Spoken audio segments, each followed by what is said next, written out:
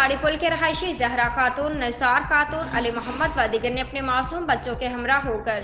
Press club Khairpur میں احتجاجی مظاہرہ کیا۔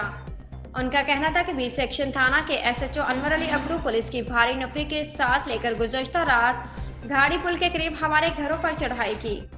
چار دیواری کا تقدس پامال کے اور گھر سے سونے کے زیورات اور 50,000 روپے گھریلو قیمتی سامان لے گئے ہیں، جبکہ پولیس نے نوجوان شمشاد علی شمن فلپوٹو اور مستری فرزند علی کو زبردستی گرفتار کر لیا ہے۔ انہوں نے مزید کہا کہ ایس ایچ او اور پولیس اہلکاروں کی جانب سے شمشاد علی کو آزاد کرنے کے لیے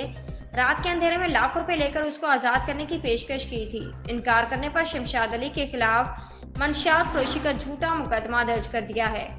انہوں نے I G Sindh, D I G Sukkur, S S P Khairpur سے نوٹس لے کر شمشاد علی کے اوپر داخل جھوٹے مقدمے کو ختم کر کے اسے رہا کرنے کا مطالبہ کیا ہے۔